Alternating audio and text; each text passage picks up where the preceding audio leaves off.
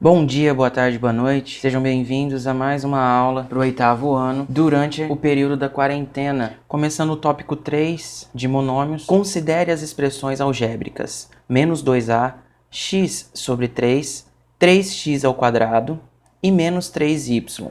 Observem bem que nenhuma dessas expressões algébricas elas apresentam adição ou subtração. O que acontece? Nenhuma dessas expressões aqui, ó, elas vão ter entre elas, por exemplo, 2 mais a ou 2 menos o a. Ela não tem nenhum tipo de adição ou subtração entre um número e uma letra. Que os expoentes das letras são números naturais, ou seja, esses expoentes aqui, ó, eles são números naturais. Não tem letra no radical, ou seja, eu não tenho esse tipo de exemplo aqui, aonde no lugar do número eu tenho uma letra, e não a letra no denominador. Por exemplo, x sobre 3, então eu não tenho x sobre a, por exemplo. Nessas condições, as expressões algébricas são chamadas de monômios. Então ela tendo essas condições que eu destaquei aqui, elas são chamadas de monômios. O monômio ele tem duas partes. Ele é separado em coeficiente e parte literal. O coeficiente, como está descrito aqui, é a parte numérica.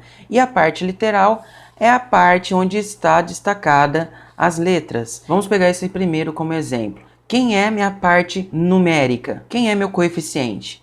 Nesse caso, menos 2 é o meu coeficiente, minha parte numérica. E a letra A, ele vai ser minha parte literal.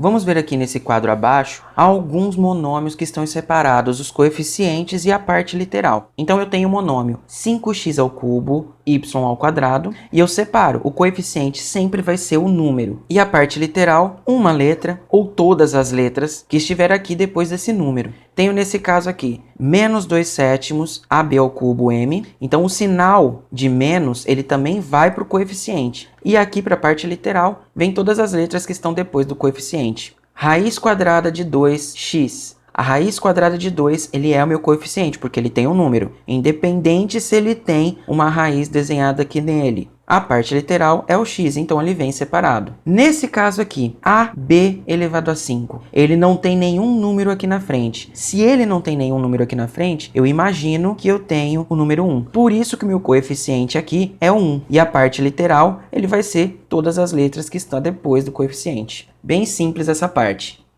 Algumas observações que nós temos que ter. Todo número não nulo é um monômio sem parte literal. O que isso quer dizer? Por exemplo, eu tenho o número 6. Ele é um número que não é nulo. E ele não tem uma parte literal. Então, ele é um monômio sem parte literal. Então, aqui eu tenho abaixo alguns exemplos. Número 5, menos 10, 5 sextos, 0,51, raiz quadrada de 3. Qualquer número, qualquer fração, qualquer raiz que não tenha nenhuma letra, ele é um monômio sem parte literal.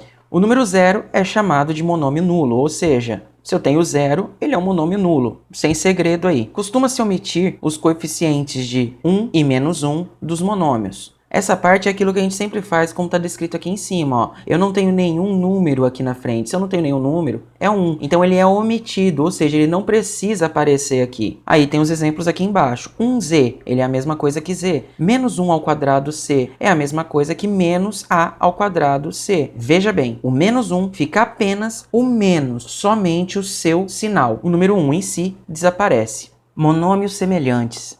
Considere os polígonos a seguir.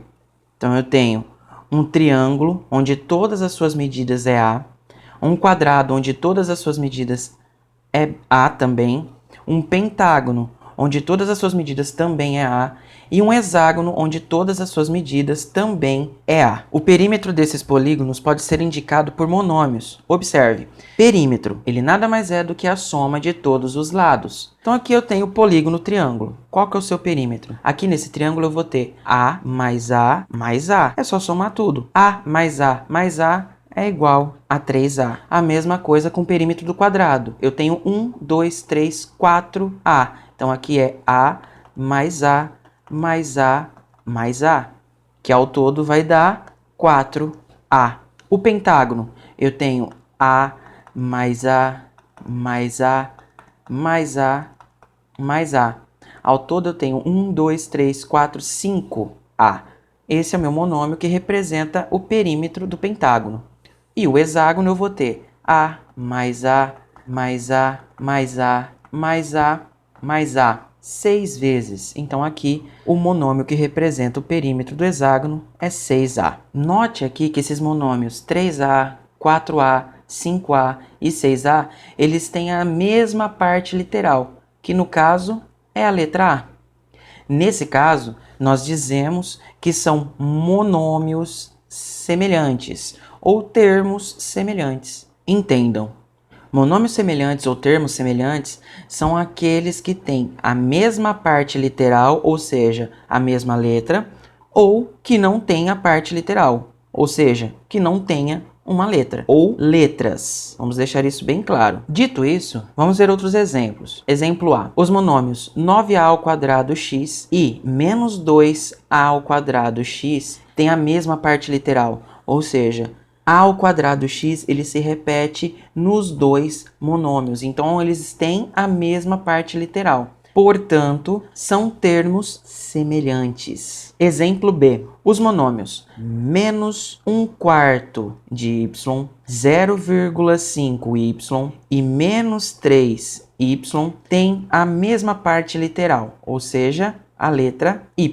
Logo, são termos semelhantes. Eles têm a mesma letra, não muda absolutamente nada de um número para o outro. Nesse caso, os termos são semelhantes por conta que eles têm a mesma parte literal. Exemplo C. Os monômios 12A ao quadrado c e 12AC ao quadrado, nesse caso, eles não têm a mesma parte literal. A ao quadrado c ele é completamente diferente do que AC ao quadrado, como vocês podem ver aqui. Portanto, não são termos semelhantes.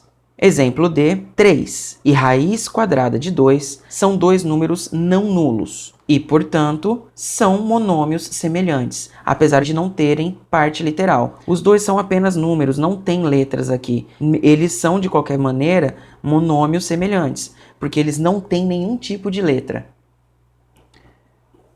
Feita todas as explicações e os exemplos possíveis, vamos aos exercícios propostos. Esses exercícios propostos, eles são da página 99 e 100 do livro Matemática Bianchini, 8º ano. Vocês vão estar fazendo o exercício 18, 19, 20, 21, 22, 23 e o exercício 24.